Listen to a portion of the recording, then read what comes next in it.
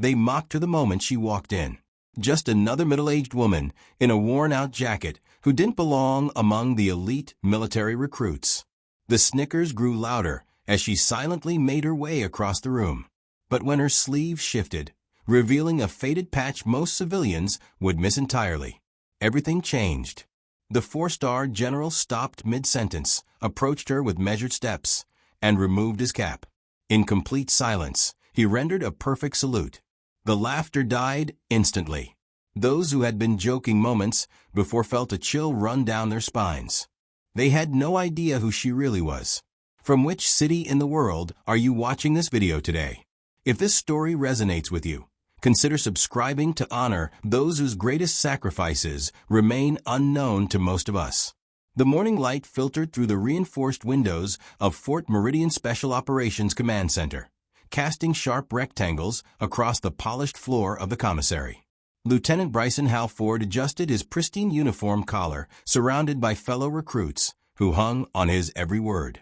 So I told Commander Renwick, with all due respect, sir, that approach would leave our right flank exposed, Halford said, mimicking the commander's disapproving scowl to the amusement of his audience. Corporal Zephyr Quinn leaned forward. And you're still breathing. Top of my class at tactical assessment. He knew I was right. The automatic doors slid open with a hydraulic hiss, momentarily drawing Halford's attention. A woman entered, late 40s, hair pulled back in a practical tie that revealed streaks of silver among the dark. She wore faded jeans, worn boots, and a military field jacket that had clearly seen better days. Its olive green had faded to an indeterminate shade, patches of wear at the elbows, telling stories the woman herself wasn't sharing. Halford nudged Quinn. Looks like someone's aunt got lost looking for the family tour. Quinn stifled a laugh, glancing at the woman's jacket. Surplus store special. Think she knows this is a restricted area? The woman moved through the space with quiet purpose, seemingly oblivious to the curious glances and barely concealed smirks.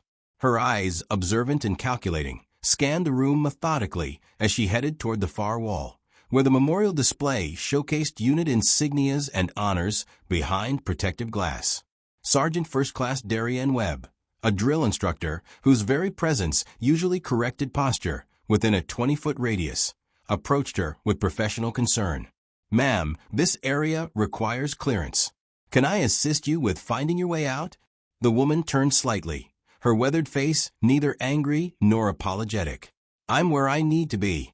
She returned her attention to the display case containing modern special operations patches and honors. Webb's jaw tightened at the dismissal. He shot a look toward Halford and the other recruits, who were now openly watching the interaction. Ma'am, I'm going to need to see some identification, or I'll have to escort you from the premises. In a moment, she replied, her finger hovering near a particular section of the display. A chronological arrangement showing the evolution of tactical team insignias over the decades. Her focus settled on a gap in the timeline between 2008 and 2016, where no insignia appeared. The commissary doors opened again, and Master Sergeant Octavia Rendell strode in digital tablet in hand. Unlike Webb's confrontational approach, Rendell carried herself with the efficient certainty of someone whose authority came from competence rather than volume. Attention, Webb called. The recruit snapped to perfect posture. Halford at the front. The unknown woman remained focused on the display case, seemingly ignoring military protocol altogether. Randall noticed immediately. Ma'am, this briefing is classified. I'll need to see your credentials. The woman turned slowly. Something in her posture, the precise way she distributed her weight, the economy of movement made Randall hesitate. Halford stepped forward. She was just leaving sergeant, probably wandered in from the civilian tour. The woman met Halford's gaze with such intensity that he instinctively straightened his posture further. Not intimidated exactly, but responding to something primal that recognized a predator. She reached for a cup of coffee on a nearby table, her sleeve riding up to reveal a faded but distinctive scar pattern, 3 parallel marks that disappeared up her forearm. Rendell's eyes widened slightly. Have you been to this facility before, ma'am? Randell asked, her tone shifting to cautious curiosity. The buildings change, the woman replied. The mission doesn't. Webb, uncomfortable with the breach of protocol, stepped forward. I'll escort her out. As he approached, the woman shifted her weight almost imperceptibly, a subtle adjustment that most wouldn't notice. But Randall did, and quickly raised her hand. Stand down, Sergeant. Webb looked confused, but complied. The silence was broken when a folded document slipped from the woman's jacket pocket as she reached again for her coffee. It hit the floor with a soft pat, an aged, creased map with handwritten notations. Hal Ford, ever the opportunist, quickly retrieved it. He unfolded it partway, glanced at the contents, and his expression transformed from smug to stunned. These are the Carvar Mountain coordinates from the 09 extraction, he said, his voice dropping to a whisper. That's classified. That's highly classified. He looked up at the woman with new uncertainty in his eyes. Who are you? Before she could answer, the commissary doors opened once more. General Everett Calloway entered with 2 aides flanking him, silver-haired with a face etched by decisions that had cost lives. The 4-star general carried himself with a quiet confidence of someone who'd seen too much to waste energy on unnecessary movement. The entire room stiffened to attention. At ease, he said, his voice measured. Master Sergeant Randall, your report. As Randall began her update, Calloway's gaze drifted across the room, stopping abruptly on the woman still standing by the memorial display. His eyes narrowed, focusing on her with sudden intensity. The woman turned slightly, her movement causing her sleeve to shift and reveal a nearly invisible patch, tattered edges of what was once a midnight blue insignia with silver threading, partially concealed by a repair to the jacket. Calloway's face transformed from official to astonished in an instant.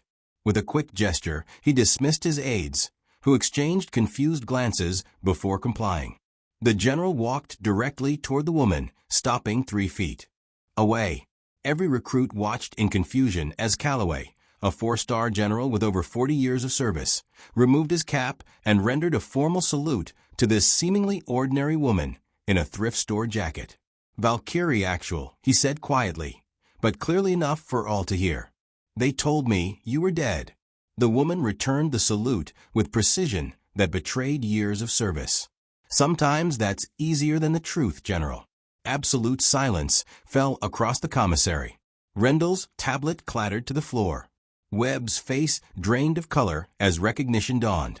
The code name from classified briefings he'd only heard whispered. Halford looked down at the map in his hands, then back up at the woman, Era Thorne, with dawning comprehension. The Carvar extraction failed because someone leaked those coordinates. Era finally addressed the stunned room. That's why I'm here. Someone in this command is compromised and I've been reactivated to find them. 20 minutes later, the commissary had been cleared except for essential personnel. General Calloway stood with Era at a tactical display table, digital maps, and classified files projected before them. Master Sergeant Randall operated the system, while Lieutenant Halford stood at attention nearby, still processing the revelation. How many know you've been reactivated? Calloway asked. 3. Allah replied. You, Director Langley, and whoever compromised Operation Stillwater last month. Calloway nodded grimly. The attack signatures matched your team's extraction protocols exactly. Someone who knows your playbook is either selling information or directly involved. My team is dead, General, Era said flatly. At least they were supposed to be. Calloway turned to Halford. Lieutenant, what you're about to hear is classified beyond your current clearance. If you'd prefer not to burden yourself with information that could end your career, if repeated, you can leave now. Halford swallowed but stood his ground. I'd like to be of service, sir. Very well. Calloway pulled up a classified file. Before you stood, Lieutenant Commander Aller Thorne. Ghost Program. 7 confirmed operations that changed the course of 3 regional conflicts. Official record, deceased, 2015. Actual record, classified, beyond your clearance. Era studied the tactical display without emotion. I didn't come for recognition. I came because someone's using my old playbook.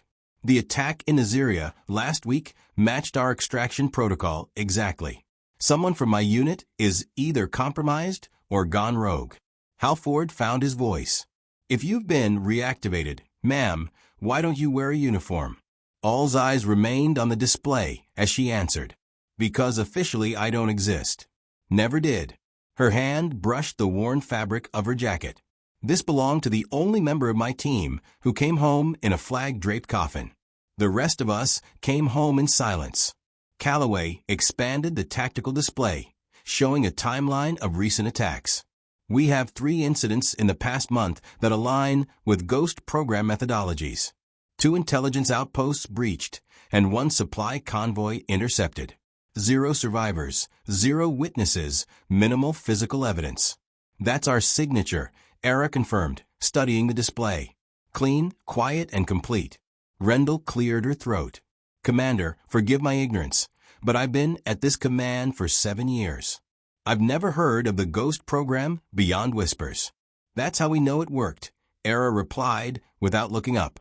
The unit was officially designated Special Reconnaissance Unit 27. 8 operators with specialized skill sets deployed for high-risk extraction, intelligence gathering, and occasional direct action in denied areas. Our missions never happened. Our casualties were attributed to training accidents or reassigned to other operations. How many survived? Halford asked. 4, she answered. 2 have been verified safe. 1 died of cancer 3 years ago. The 4th went dark after discharge. We've been tracking his movements, but nothing suspicious until now. Calloway nodded. Specialist Riker Vance, communications expert, language specialist. Last verified location was Bogota 18 months ago. And you think he's the leak? Rendell asked. I don't think anything yet, Era replied, studying the operation maps. But I know our methods, and I know Vance. The tactical display shifted to personnel files, showing faces of officers currently stationed at Fort Meridian. Era pointed to several. These individuals had direct access to the Stillwater operation details. I need to interview each one personally.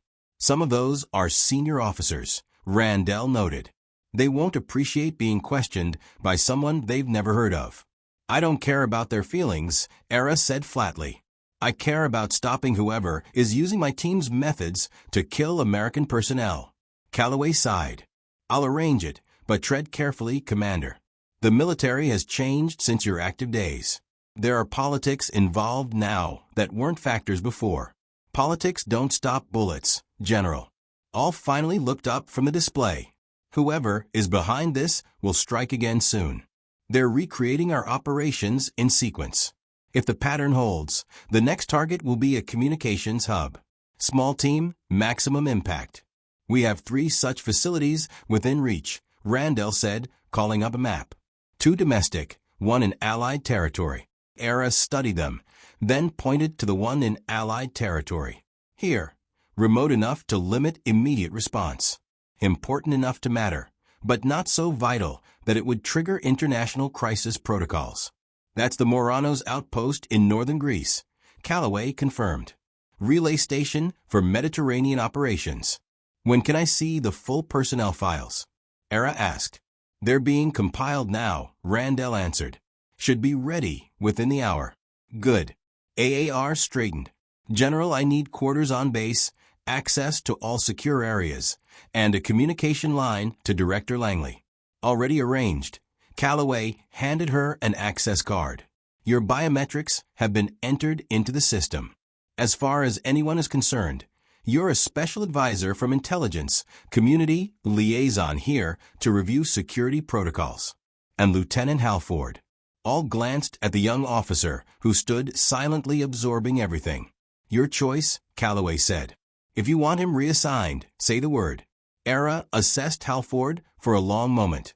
No, I want him exactly where he is, with his friends and his routine unchanged, but I want him reporting directly to me about anything unusual he observes. Halford blinked in surprise, but nodded. Yes, ma'am. Dismissed, Lieutenant Calloway ordered. Remember, not a word of this to anyone. After Halford left, Era turned. Back to the display. He'll talk to someone. They always do. You're counting on it. Calloway realized. Information moves in predictable patterns, General. I need to see how it flows here. She pulled up the map of the Moranos outpost again. Meanwhile, we should quietly strengthen security at this location without alerting the staff to any specific threat. Routine training exercise should do it. I'll make it happen, Randall said, already typing orders into her tablet. Era stared at the display, her expression hardening. Someone thinks they can use my team's methods against us. They're about to learn why those methods worked so well in the first place. 2 days into her investigation, Era had established a temporary office in a rarely used conference room near the Tactical Operations Center. The walls were lined with personnel files and operational timelines. She had interviewed 12 staff members so far, including 3 senior officers who had made their displeasure at being questioned abundantly clear. Lieutenant Halford knocked on the open door, carrying a stack of additional files. Commander Thorne, the intelligence assessments you requested. Come in, she replied without looking up from the document she was studying. Put them there. She gestured to an empty corner of the table. Halford placed the files down and hesitated. May I ask a question, ma'am? You just did, Era replied, finally glancing up. But you can ask another. How did you know? About the leak, I mean. The official reports all classified the Carvar mission as compromised by local intelligence networks. All leaned back in her chair, studying the young lieutenant. Because I designed those extraction protocols myself. They accounted for local intelligence capabilities. The only way they could have been compromised so completely was through inside knowledge. But that was 16 years ago, Halford said. Why would someone wait so long to use that information? Good question. Era stood and walked to the map on the wall. Sometimes the most dangerous enemy is the one with patience. The door opened again and Master Sergeant Randall entered. Surveillance reports from Marino's outpost just came in. Security detail noted a civilian vehicle making multiple passes near the perimeter yesterday. Description? Era asked immediately. Dark sedan, diplomatic plates. Greek intelligence confirmed the plates belonged to a vehicle reported stolen 3 days ago. Era's expression hardened. They're scouting. We need to move faster. She turned to Halford. What have you heard around the base? Any gossip about my presence here? Halford shifted uncomfortably. People are talking. Most think you're from Internal Affairs investigating ethics violations. Some of the older officers seem nervous. Names? All demanded. Colonel Savage, Major Weston, and Captain Laurier have all been acting different since you arrived. Canceling meetings, working late hours. Era made notes on her tablet. Keep listening. Any mention of Carvar or Valkyrie operations? No, ma'am. Nothing specific. Good. Dismissed. After Halford left, Rendell approached the timeline had constructed. The pattern is accelerating. First attack was 6 weeks ago. Second was 4 weeks later. Third, just 10 days after that. They're gaining confidence. All agreed. Or responding to external pressure. We need to set a trap. General Calloway won't authorize using Moranos as bait, Rendell warned. I'm not suggesting we do. Era pulled up a new map on her tablet. There's a secondary communications relay 30M for Moranos. Lower priority, minimal staffing. If we quietly transfer some of the Moranos' traffic there and leak that information through the right channels, we might draw them out. How do we know which channels to use? Randall asked. We don't. That's why we create multiple leak points and see which one gets exploited. Era pulled up the personnel files of the 3 officers Halford had mentioned. Each gets slightly different information. When the attackers strike, we'll know who talked. A sharp knock interrupted them as General Calloway entered, his expression grim. Commander, we have a situation. Surveillance just picked up Riker Vance in Athens. Facial recognition is 87% confident. AR's head snapped up when 6 hours ago, exiting a cafe near the American Embassy. Did we track him? Lost him in the metro system. Calloway handed her a tablet showing the surveillance image. Is it him? AAR studied the image of a bearded man in his 40s, sunglasses obscuring part of his face. Despite the changes time had brought, she recognized the way he carried himself. "It's Vance. You're certain?" Randell asked. "I spent 5 years in the field with him. I'd know his posture in a sandstorm." Allah set the tablet down. "This confirms my suspicions. He's involved. We can alert Greek authorities. Have him detained for questioning," Calloway suggested. No. All's response was immediate. "If we move on him directly, we lose our chance to identify his network." Vance was never a planner. He was an executive. Someone else is pulling the strings. "You think there's a larger operation?" Randell asked. "I know there is." All pointed to the attack pattern map. "These aren't random strikes. They're systematic dismantling of our intelligence infrastructure in the region. Someone with strategic vision is using Vance's tactical knowledge." Calloway nodded slowly. "I'll authorize your trap at the secondary relay. How quickly can we implement?" 24 hours. We need to make the information leak believable." Era turned to Randell. "I need a secure team ready to deploy on my command.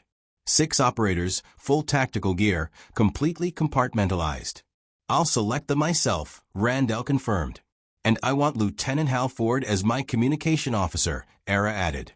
Both Calloway and Rendell looked surprised. "The lieutenant has minimal field experience," Randell pointed out. "Exactly. He has no connections to past operations, no preconceptions, and he's smart enough to follow orders without asking too many questions." Era met Calloway's questioning gaze. "Plus, if there's an internal leak, the conspirators won't suspect him of being part of a trap. It's your operation," Calloway conceded. "But if anything happens to him, there will be questions I can't deflect." "Nothing will happen to him if he does exactly what I say." Era gathered her notes. "I need access to the secured archives, Ghost Program operational records, specifically the Carvar extraction plan. Those files were purged years ago." Calloway said the digital copies were purged. "There are physical backups in the deep archive." All's expression broke no argument. Section 117, Case File. VK09. Calloway's eyebrows rose. "How could you possibly know that?" "Because I put them there before I disappeared." Allah checked her watch. "We have less than 36 hours before they hit Moranos. I need those files now." "I'll take you there myself," Calloway agreed. 3 hours later, Era sat alone in the high-security archives room, surrounded by dusty case files that officially didn't exist. The physical evidence of the Ghost Program's operations had been meticulously preserved despite official orders to destroy all records. Someone had wanted a record to remain, hidden from digital searches, but available if ever needed. The Carvar extraction file was particularly thick. The mission that had gone catastrophically wrong 16 years ago had resulted in the deaths of 3 team members and the eventual disbanding of the entire program. The official investigation blamed local intelligence services for the compromise, but Era had never accepted that conclusion. She flipped through operational maps, communication logs, and after-action reports until she found what she was looking for: the complete roster of support personnel who had knowledge of the operation. 27 names, most unfamiliar to her, as the Ghost Program operated with minimal outside contact. But 3 names caught her attention: Colonel Edgar Savage, then a major; Major Philip Weston, then a captain; Captain Amelia Laurier, then a lieutenant. All 3 currently stationed at Fort Meridian. All 3 acting strangely since her arrival, according to Halford. The door opened and Randell entered.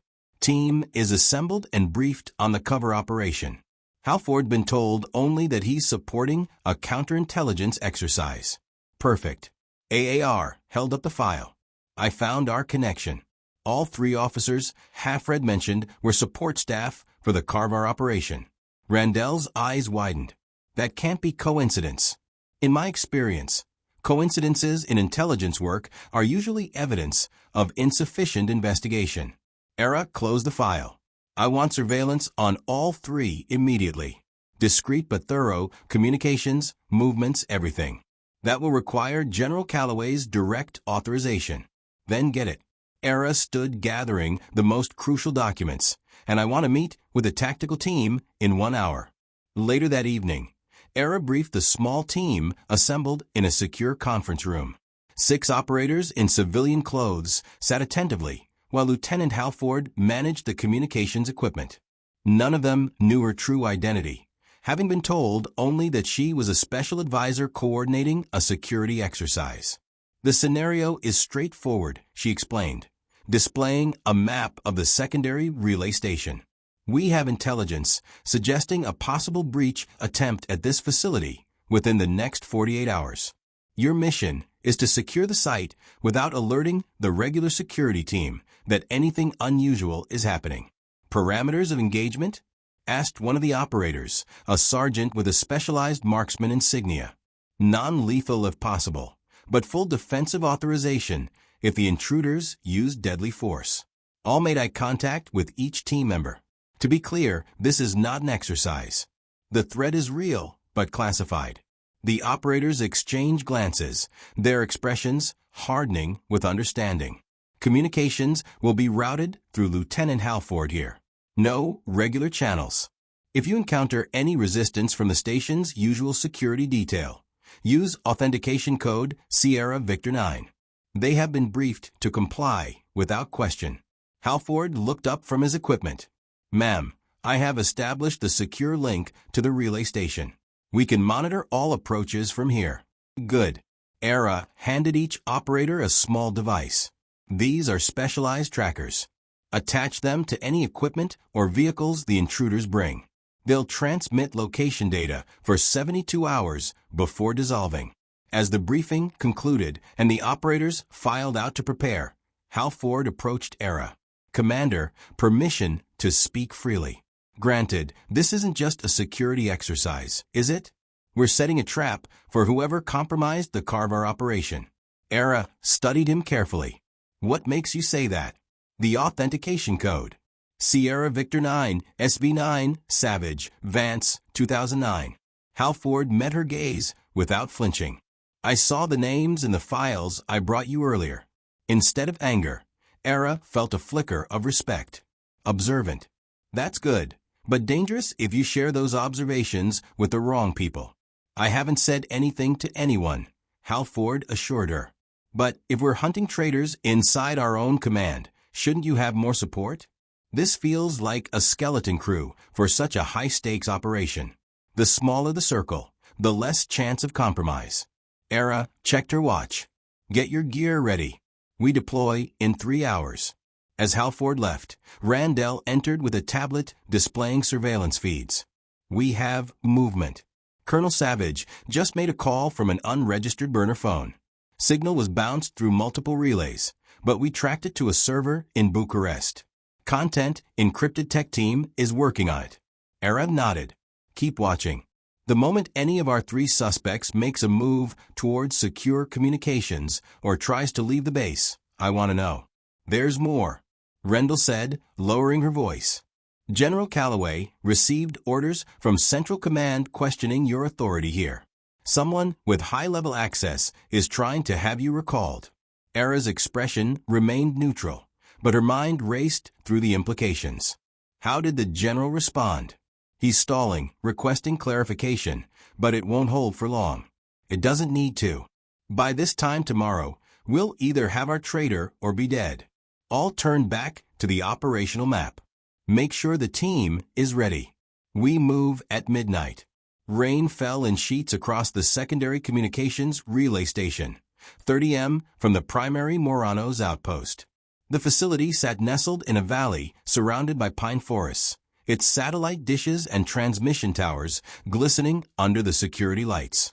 Inside the small operations room, Lieutenant Halford monitored communications while Era studied the surveillance feeds. Perimeter sensors are all active, Halford reported. Team is in position around the compound.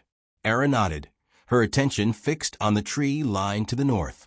They'll come from there. The approach offers the most cover and the easiest access to the primary power junction. How can you be sure? Halford asked. Because that's how I would do it. All checked her watch. And that's how I train Vance. The radio crackled. Overwatch to command. Vehicle approaching from the north access road. Lights off. Moving slowly. Era picked up her handset. Hold positions. Let them make the first move. On the monitor, a dark van appeared briefly between tree cover, then disappeared again as it navigated the service road. Rain obscured the details, but the deliberate movement was unmistakable. They're earlier than expected, Halford noted. They changed their timeline because of the leak. AR's voice was calm. Good. That means they're nervous. Nervous operators make mistakes. The security feed showed 3 figures emerging from the van, moving in practiced formation toward the perimeter fence. Each wore tactical gear and night vision equipment. Strike team in sight, came the whispered report from one of their hidden operators. 3 tangos armed with suppressed weapons, professional movement patterns. Hold, Era instructed. Wait until they breach the fence. I want to see their methodology. Halford shifted uncomfortably. Shouldn't we stop them before they get inside? We need to know who they're working with, Era explained. The trackers will lead us back to their handlers. They watched as the intruders quickly cut through the perimeter fence and moved with practiced precision toward the main building. Their movements were disciplined, coordinated, just as predicted. Now, she said into the radio, containment protocol, non-lethal if possible. The hidden operators emerged from their positions, surrounding the intruders with overwhelming force. There was a brief exchange of fire, the muffled pop of suppressed weapons cutting through the rain. One of the intruders went down immediately. Another took cover behind a generator housing. The third managed to retreat toward the tree-in before being cornered. Team 2 status, Era demanded. 2 tango subdued, 1 wounded, non-critical. Third is running east through the trees. Pursue and capture, Era ordered. Lieutenant with me. She grabbed her tactical vest and headed for the door. Halford followed, struggling to keep up as they moved through the rain toward the captured intruders. By the time they reached the scene, the operators had secured both men and were administering first aid to the one who'd been shot in the shoulder. Era approached the uninjured man who sat on the ground with his hand zip-tied behind his back. She crouched in front of him, studying his face. "Where's Vance?" she asked directly. The man's eyes widened slightly at the name, but he remained silent. "Your operation is blown," Era continued. "We knew you were coming. The only question now is whether you're going down alone or taking your employers with you." The man spat on the ground near her feet. "I've got nothing to say to you." Era didn't react to the gesture. Instead, she pulled a document from her pocket and held it where the rain wouldn't damage it. Anton Kosov, former Serbian Special Forces, mercenary for the past 8 years. She tucked the paper away. "You've worked for 3 different private military contractors, all with connections to a shell company called Meridian Consulting Group." The man's expression flickered with surprise. "Yes, we know who's paying you," Era confirmed. "What we don't know is why they want American intelligence assets compromised. So I'll ask again. Where is Riker Vance?" The radio crackled. "Command Team 2, 3rd suspect in custody, returning to rally point." "Copy," Era replied without taking her eyes off Clov. "Lieutenant, make sure our guests are secure and the trackers are planted on all their equipment. I want their van processed completely." "Yes, ma'am." Halford moved off to coordinate with the other operators. 20 minutes later, all 3 intruders were secured in separate areas for questioning. The third man captured had been identified as another mercenary with similar background to Calef. Still no sign of Vance, but the equipment in their van contained communications devices programmed with frequencies matching those used by the Ghost program years earlier. Era was examining these when her secure phone vibrated. The message from Rendell was brief, Savage moving. Heading to private airstrip outside Fort Meridian. Callaway authorizing intercept. She pocketed the phone and turned to Halford. "We need to move. Have Team 1 secure the site and process the prisoners for transport. You're coming with me." "What's happening?" Halford asked as they hurried toward their vehicle. "The real target is making a move." All explained, sliding behind the wheel. This was just a diversion. They drove in silence for several minutes, windshield wipers fighting the heavy rain. Finally, Halford spoke. The mercenaries were supposed to draw our attention while something bigger happened elsewhere. Exactly. Era pressed harder on the accelerator. Colonel Savage is attempting to leave the country. The timing is not coincidental. You think he's the leak from 16 years ago? I think he's part of it. AAR's expression was grim. But there's more to this than a single compromised officer. Back at Fort Meridian, Master Sergeant Randell coordinated with security forces as they surrounded the private airfield 3M from the base. Colonel Savage's vehicle had been tracked to a hangar where a small private jet was preparing for departure. No movement from the hangar. Randell reported when Halford arrived. Jet is fueled and filed a flight plan for Zurich. Departure scheduled in 20 minutes. Who else is inside? Era asked, studying the hangar through binoculars. Thermal imaging shows 3 individuals, pilot, Savage, and 1 unknown. AAR lowered the binoculars. I need to get inside before they realize we're here. We could surround the hangar, demand surrender, Randell suggested. No. If they feel cornered, they'll destroy evidence. I need to see who Savage is meeting. Era checked her sidearm. Lieutenant Halford, you'll accompany me. Rendell, keep your team back unless I signal. That's against protocol, Rendell objected. This entire operation is against protocol, replied. Halford with me. They moved through the rain toward the back of the hangar, using the storm as cover. A service door stood partially open, light spilling onto the wet tarmac. Era motioned for Halford to wait, then edged closer to listen. 2 voices were arguing inside. One she recognized as Colonel Savage. The other was familiar in a way that made her blood run cold. They've already contained the team at the relay station, Savage was saying. We need to abort now. Get out before they connect everything. Calm down, Edgar. The second voice was controlled, authoritative. The secondary team is still in position at Moranos. The operation proceeds as planned. You don't understand. She's here. A pause. Who's here? Thorne. Era Thorne. Ghost program. Another pause. Longer this time. That's not possible. Thorne was eliminated years ago. Well, she's very much alive and investigating the Carbar operation. She knows. Era had heard enough. She signaled to Halford and they moved through the service door, weapons drawn. Hello, General. Era said calmly. General Thomas Iskander turned slowly, his surprise quickly masked by professional composure. Colonel Savage looked like he might collapse. Commander Thorne, Iskander said. Reports of your demise were apparently exaggerated. Unlike reports of your treachery, Allah replied, keeping her weapon steady. Lieutenant, secure Colonel Savage. Halford moved to comply, handcuffing the colonel, who offered no resistance. Iskander smiled thinly. You always were directed, Lara. It's what made you effective and predictable. Predictable enough to catch you fleeing the country. Fleeing? Iskander chuckled. I'm conducting an inspection of our European facilities. All officially sanctioned at a private airip in the middle of the night with a compromised officer. Era kept her weapon trained on him. The mercenaries you hired were captured at the relay station. Their equipment contains Ghost program communication protocols. Only someone with direct access to our operations could have provided those. Circumstantial at best, Iskander replied. But even if what you suggest were true, what would be my motive? I created the Ghost program. It was my life's work until it was shut down after Carvar. All said, a mission you personally authorized despite intelligence warnings. 3 operators died because the extraction point was compromised. A tragedy, Iskander agreed, but hardly my responsibility, except you made sure the surviving team members were scattered, officially declared dead.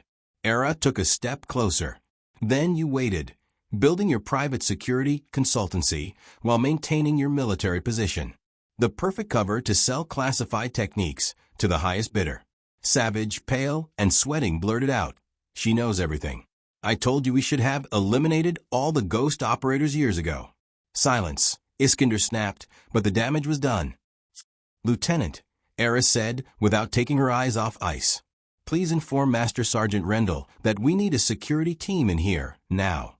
Halford moved toward the door, but stopped as the distinctive sound of a helicopter approached rapidly from the east.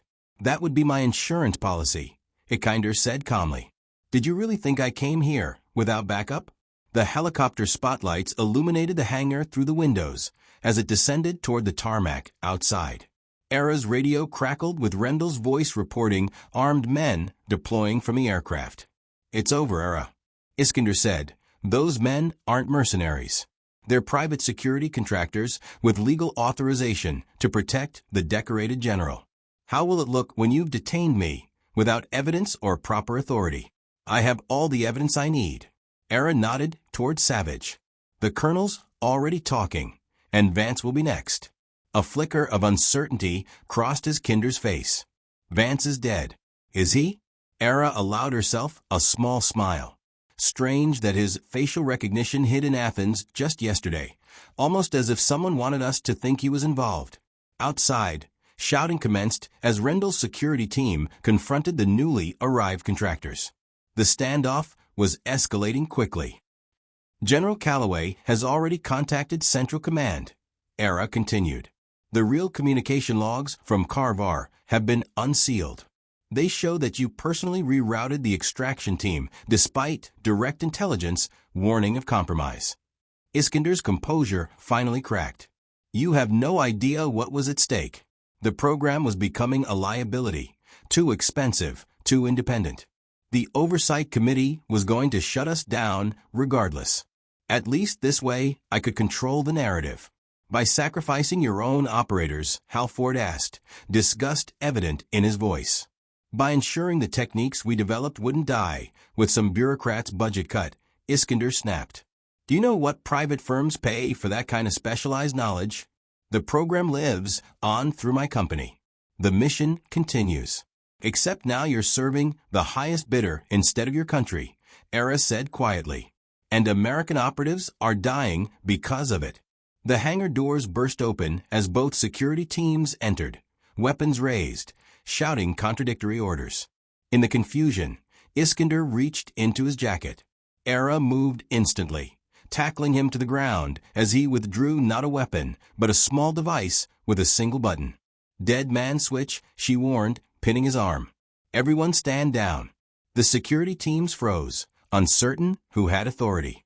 General Calloway's voice cut through the chaos as he entered the hangar. All personnel stand down by order of Central Command. General Iskander is relieved of duty pending investigation for treason. Gradually, the contractors lowered their weapons. Randell's team moved in to securize Skitter, carefully taking possession of the device. It's over, Thomas, Calloway said as Iskander was helped to his feet. The Ghost program deserved better than this. They deserved to be honored, not erased and exploited. They were weapons, Iskander replied bitterly. I simply found them a new target. As he was led away, ERA stood silently, watching. Halford approached cautiously. Commander, are you all right? It was never about recognition, she said quietly. It was about respect for the sacrifice. He took that from us from those who died. General Calloway joined them. The Intelligence Division will need your full debrief. And then we need to discuss your future, Commander. My future died in Carvar, replied. I just came back to set things right. Perhaps, Calloway said, but your country still needs people like you. Maybe not in the shadows anymore. The rain had stopped outside, dawn beginning to break over the distant mountains. A new day, ERA thought. One where the ghosts of the past might finally rest. The memorial wall stood silent in the evening light. The facility quieted for the night shift. ERA stood alone before it, her finger tracing the empty space where her unit's insignia should have been. The gap in the timeline that officially never existed. Footsteps approached from behind, deliberate enough to announce presence rather than surprise. Colonel Thaddeus Iskander, no relation to the disgraced general, moved to stand beside her, his slight limp, a reminder of old injuries never properly healed. They still don't know what to do with our legacy, he observed, following her gaze to the empty space. Some legacies aren't meant for display cases, ERA replied. I requested you specifically, Iskander admitted. Could have brought in analysts, counterintelligence, but they wouldn't see what you see because they were never taught to look. Iskander nodded. The world's changed. Dalara, the shadows we operated in are disappearing. Sometimes the most invisible among us need to step into the light, if only to show the new generation what sacrifice really means. Era considered this, then slowly removed her jacket. She turned it inside out, revealing the full insignia sewn into the lining, midnight blue with silver threading, a symbol that had never been officially acknowledged. Then perhaps it's time they knew who really guards the shadows. She handed the jacket to a kinder, who accepted it with reverence. As they walked away, Lieutenant Halford emerged from the doorway, where he'd been standing unnoticed. He approached the memorial wall and stared at the empty space where their insignia should have been. Slowly, deliberately, he rendered a perfect salute to the blank space and the invisible heroes it represented. In the morning, when the recruits arrived for briefing, they found something new in the display case. A faded field jacket with a patch sewn inside, accompanied by a simple plaque to those who serve without recognition from those who sleep peacefully unaware. And beneath it, a smaller line. Valkyrie Unit 2008 to 2016. No names, no medals, no regrets. Elsewhere in the facility, General Calloway signed the final documents officially acknowledging the existence of Special Reconnaissance Unit 27, C-named Valkyrie. Classification remained at the highest level, but the unit would no longer be erased from history. Era watched from the doorway as he completed the paperwork. Second thoughts, General, about doing what's right? Never. He gestured for her to enter. The question is, what will you do now? Your official status has been restored. Full rank, benefits, the option to remain in service if you wish. I've had enough of service, Era replied.